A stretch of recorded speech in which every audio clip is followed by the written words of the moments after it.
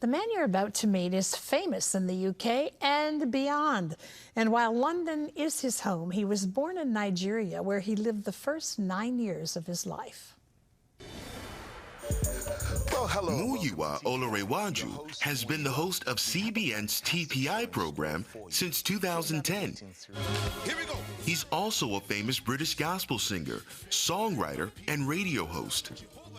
A native Nigerian, Muyiwa was sent to London at age 9 in hopes of a better life.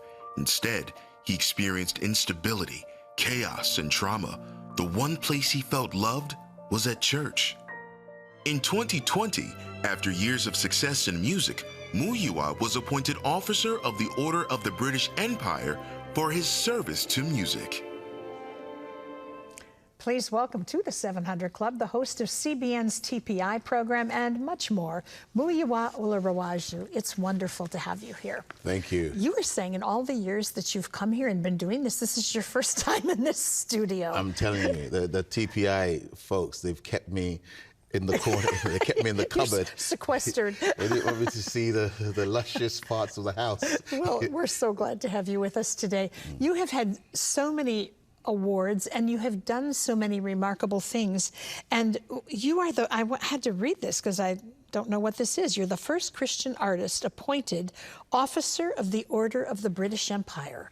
Yeah, so the Queen, the late Queen, have generations before, the family had set an order in place where the Crown would award people for their services to the nation, and it was extended to the arts.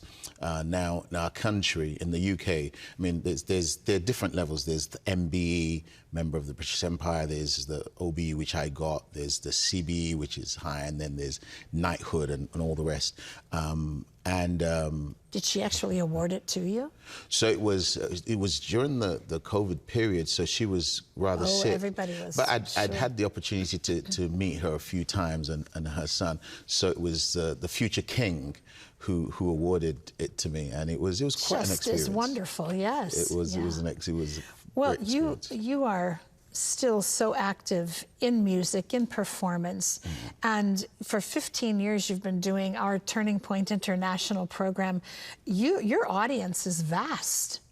It's an interesting one. It's vast, and I think I've become more vast in that time because I was slimmer when I started.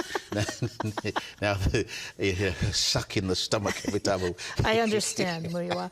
No, there is no way, Terry. You can understand. I will tell you that. But you know, you travel to places in Africa or even in the Caribbean, and I mean, recently I went to Nigeria because my brother had passed away sadly, and I went to a church, to one of their mega churches to sing, and as I sat there, people were walking past and going, "Are you Turning Point?" I said, "No, I'm Muyiwa."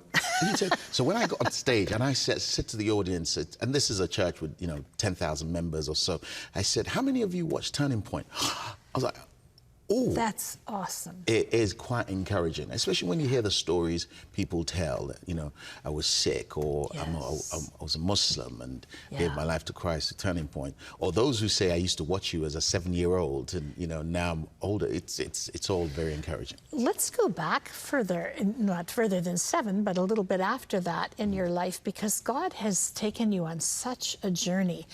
You were born in Nigeria. There until 9, your parents sent you to London really for protection, but it was a hard time in your life. Talk about that. It was, I mean, every parent, they make their decisions the best they know to do. My parents made a decision, and the interesting thing, the person that was in charge of the nation when my parents made the decision they did was General Buhari, who was the last president. And under him, Nigeria went through tumultuous times with economic hardships, which is what my parents experienced. So they sent us to the UK, sent me to the UK, and getting there, it was living with one. It's horrible. I would never have imagined what I was walking into, because I lived a nice middle-class life. Yes, and then here I am in London. No mother, no father. Uncles I lived with weren't really my uncles. They were just people you stopped with, and being kicked out by one and the other. And it was it was said that I was the best kid in the family, but I was just surplus to people's ability to cope. And I remember one uncle kicking me out, walking on the streets of London with my bag. I'm a 12-year-old. And even now when I think about it, it makes me shudder. The bag burst and I start to cry.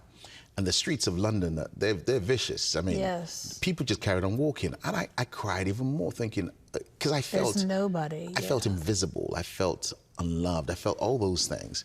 But this was the hope my parents had, that I would find life, and here was finding brokenness. But thank God for Jesus and the body of Christ.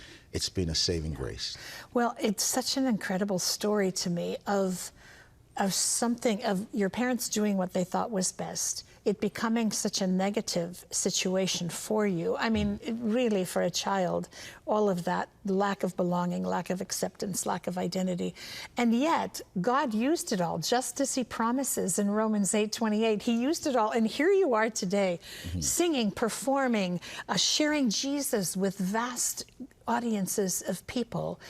Do you look back on it and see God's hand through it all, even when you didn't know it? Absolutely, absolutely. And if you know God, and I encourage someone watching this, if you don't know Jesus and all you can see is trauma, once you know God, it makes sense. Yes.